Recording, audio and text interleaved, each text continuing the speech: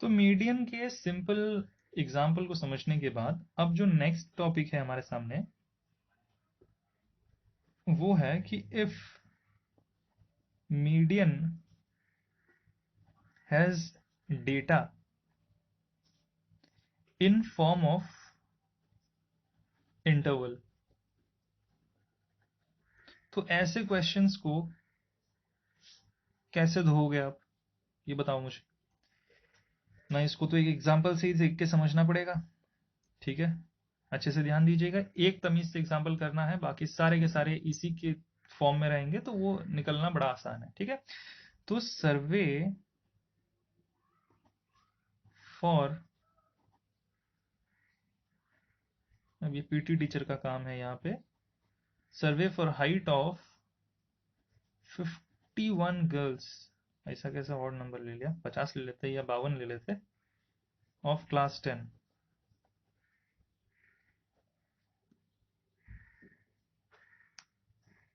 is given. Find the median height. छोटी आनी है वैसे तो, क्योंकि लड़कियां आमतौर पे लंबी होती नहीं अपनी। फाइंड द मीडियन हाइट, क्या करना है इसमें, डेटा क्या है दे रखा है, हाइट।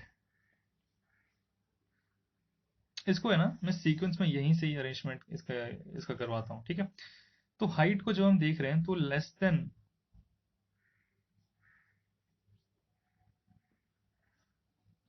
140 ये दे रखा है, फिर x लेस देन 145, 150, 155, 160, 165, ठीक है।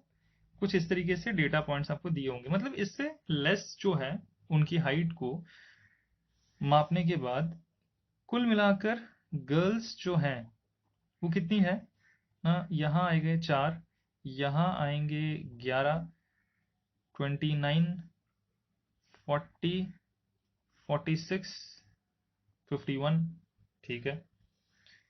इतना डेटा तो हमको समझ में आ गया कि इतने से इतने कम है।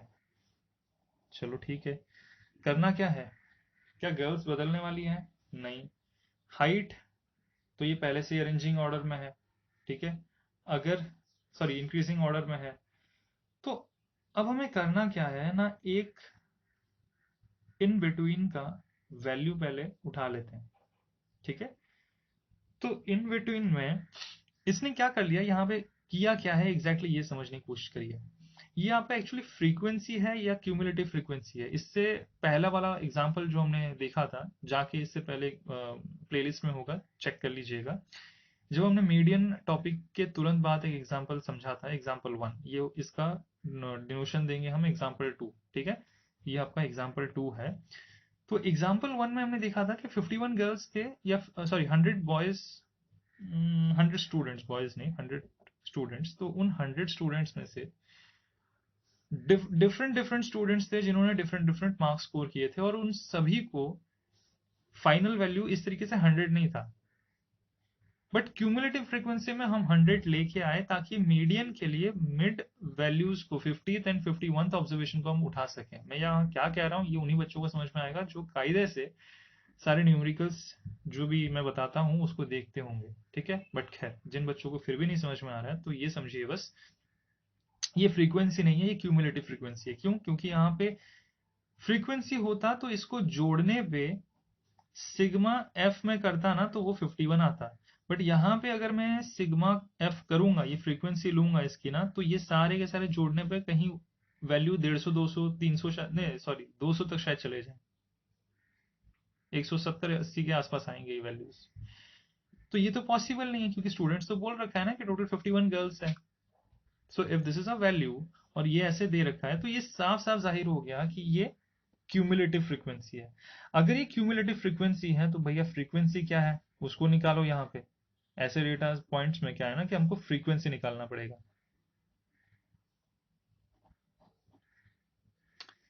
फ्रीक्वेंसी क्या कहता है ना, बिलो 140, सॉरी इसको फ्रीक्वेंसी नहीं लिखते हैं, इसको क्लास लिखते हैं। पहले क्लास लेना पड़ेगा हमको, क्योंकि एक्स भी हमको अरेंज करना है।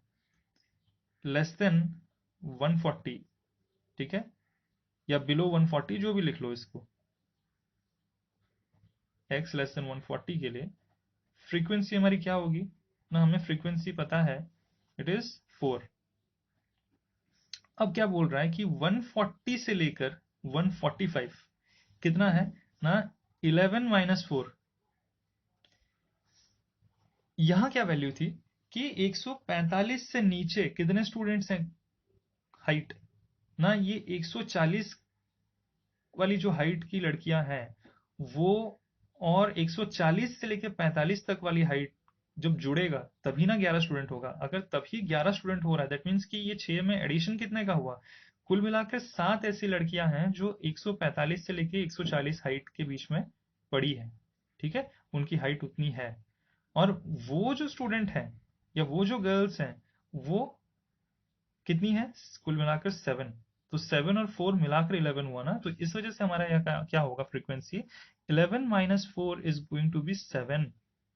सिमिलरली 145 से लेके 150 अगर हम देखें तो 29 कुल मिलाकर डेटा यहाँ मिला। तो 29 में से 45 वाली कितनी थी, 45 से नीचे वाली 11, 11 को यहाँ पे माइनस करोगे कितना मिल जाएगा, 18 मिलेगा। एक बार फिर से यहाँ पे लिख देता हूं मैं कि 29 माइनस 11 इज इक्वल टू 18। तो ये इस तरीके से 4 7 18 देन 11, फिर आएगा 6, देन आएगा 5। क्लास क्या है 150 से 155, 155 से 160, 160 से लेकर 165, 165 तक है टोटल 5 स्टूडेंट। फाइन, ये डेटा अगर मिल गया, क्यूमुलेटिव फ्रीक्वेंसी है, क्लास है, फ्रीक्वेंसी है। अब इसमें से फिर से क्यूमुलेटिव फ्रीक्वेंसी निकालना है क्या ना, जरूरत नहीं है, बट अगर फिर भी आपको यहाँ पे साइड में लिखना है तो लिख सकते हो, बट अननेसेसरी है ये। कि 4 11 29 40 46 एंड 51, ठीक है, इसकी एक टेबल सुंदर सी बना देते हैं यहाँ पे। तो कुल मिलाकर अभी हमारे पास डेटा यही है। तो ये क्या कहता है ना, here n is equal to 51, that means कि मीडियन के लिए हमें पता है कि ये ऑड है 51, देयरफॉर इट इज ऑड।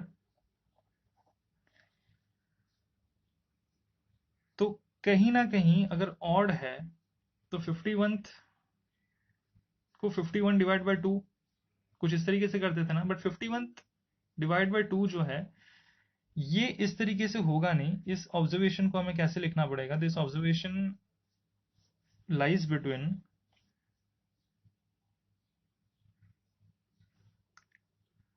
आपके पास, यहाँ क्या लिख सकते हैं हम, इट इज ऑड, तो हमारा n+1/2 ऑब्जर्वेशन हो रहा था ना, तो ये कितना हो जाएगा 20 51 52, तो ये 26th ऑब्जर्वेशन आना चाहिए वैसे तो, ठीक है, बट यहाँ पे ये होगा नहीं, क्यों, मुझे एक बात बताइए, जब हम 26th ऑब्जर्वेशन यहाँ पे आप ढूंढेंगे तो ऑब्जर्वेशन कहाँ हम ढूंढते थे, क्यूमुलेटिव फ्रीक्वेंसी में, यहाँ जब आप आओगे ना तो उसके अगेंस्ट में यहाँ एक क्लास में जो है ना, फ्रीक्वेंसी में से एक आप क्यूमुलेटिव फ्रीक्वेंसी को जब देखते थे ना, तो क्यूमुलेटिव फ्रीक्वेंसी में से आपको मिलता था क्या चीज ना, 28th, सॉरी 26th। तो 26th क्या यहाँ कहीं 11 वाले सेट में होगा, यहाँ तक 11 स्टूडेंट्स हैं, तो ये 29 है, तो इस 29 के अंदर में कहीं पड़ा होगा, तो ये क्लास पे आप जाओगे। तो अब मुझे बताओ, तो मीडियन ये 145 और 150 में से कुछ निकाल के दे सकते हो, कुछ नहीं मिलेगा आपको, आप एवरेज कर ही नहीं पाओगे। तो इस वजह से इस रीजन से हमें यहाँ पे एक एक्स्ट्रा एडवांस्ड फॉर्मूले की ज़रूरत पड़ी। जिस फॉर्मूले का जो मीडियन है, उस फॉर्मूले का median is equal to L plus n by 2 minus CFO divide by F into H। H क्या है? As we know, this is our class size. Class size कितना है यहाँ पे? 5 का है class size. Okay, n by 2 minus CFO divide by F L into H। L हमारा हो जाएगा लोअर लिमिट। लोअर लिमिट किसका? क्योंकि 26th ऑब्जर्वेशन है तो ये है, तो यहाँ पे आएगा। यहाँ पे अगर आएगा तो 145 एंड 150 में से कौन सा लोअर लिमिट है? 145 है, तो ये 145 हो जाएगा। ठीक है, CFO क्या चीज है? This is preceding class cumulative frequency. F हमारा फ्रीक्वेंसी है, इस 29 के अगेंस्ट में हमारा फ्रीक्वेंसी 18 है।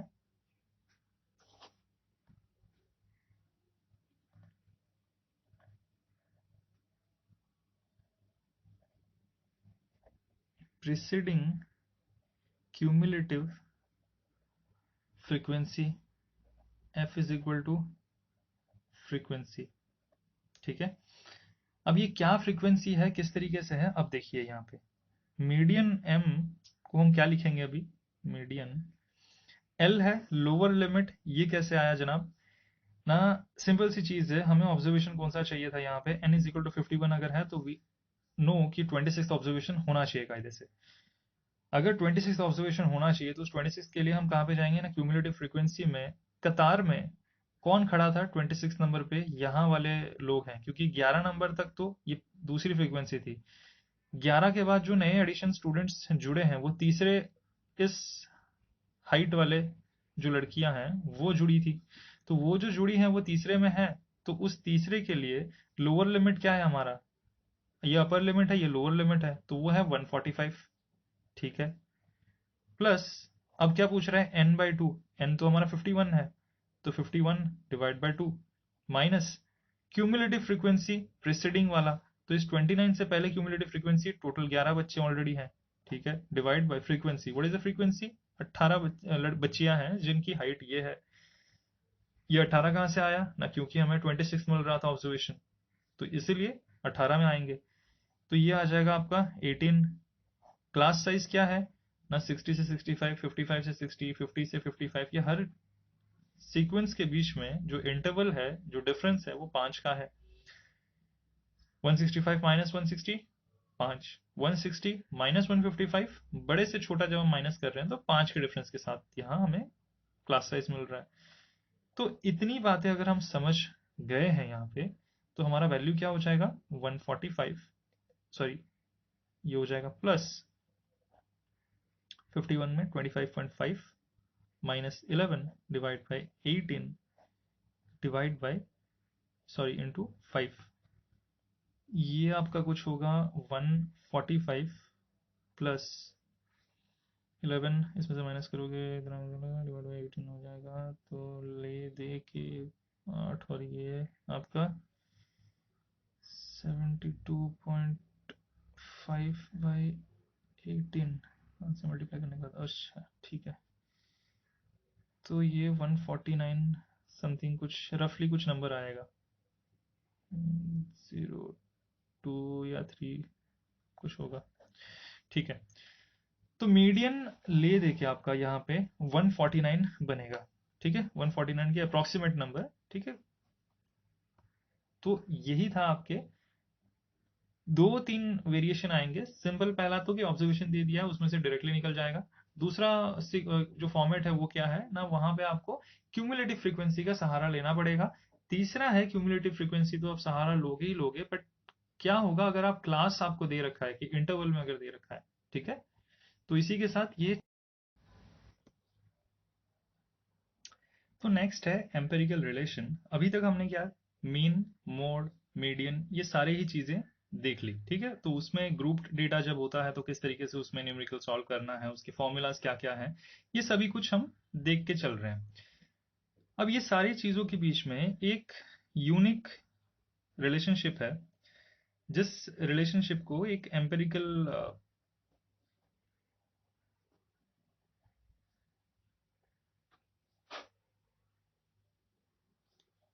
एम्पेरिकल रिलेशन कहेंगे हम।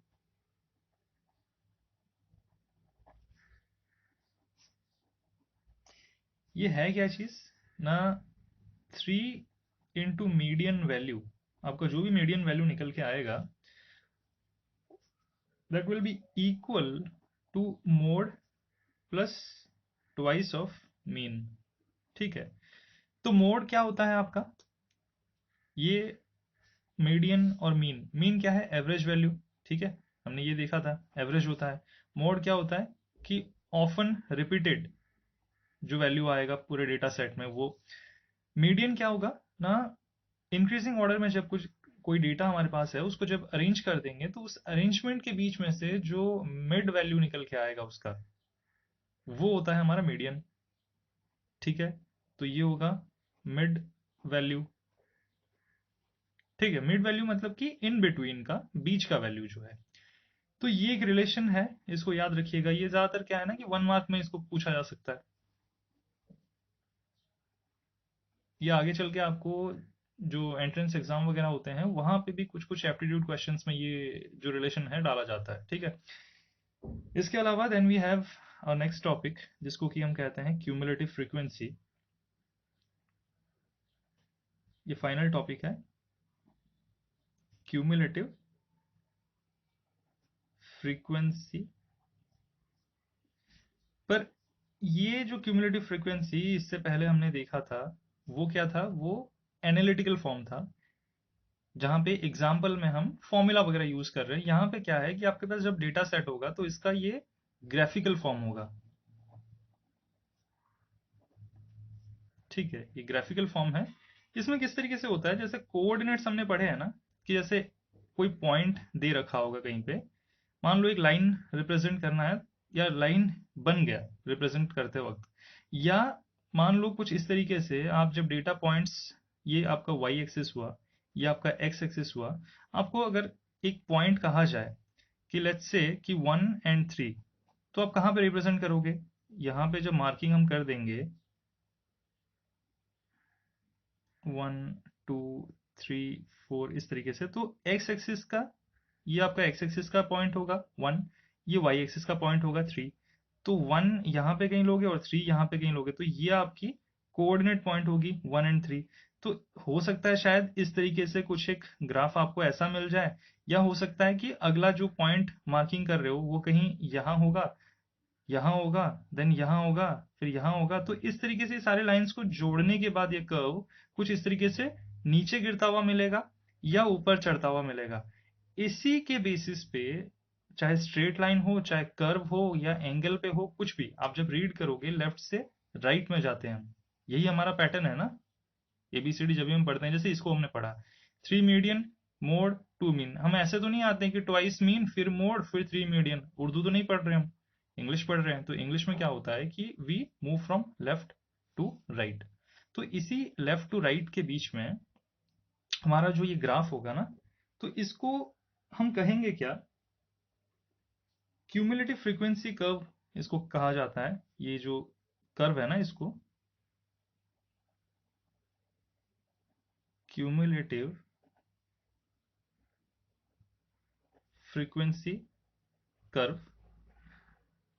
एंड इसका एक और नाम है जिसको कहते हैं हम ओजीव, लिखा जाता है ओगीव हमारी हिंदी वाली इंग्लिश के हिसाब से, बट इसको प्रोनाउंसिएशन जो इसका होगा, बोलने का जो तरीका होगा वो क्या होगा, OGEEV, कुछ इस तरीके से इसको बोला जाता है। तो ये जो वर्ड है ओजीव, इसको याद रखिएगा। दूसरा इसमें यह है कि आपको पूछा जाएगा कि लेस देन टाइप या ग्रेटर देन टाइप, ठीक है, या मोर देन टाइप, जो भी कह लीजिए। तो लेस देन टाइप जो होता है, लेफ्ट टू राइट मूव कर रहे हो, ये ग्राफ नीचे जा रहा है, तो ये डाउनवर्ड कर्व होता है। मोर देन टाइप वाले जो ओजीव होते हैं, ये क्या होंगे, ये अपवर्ड कर्व,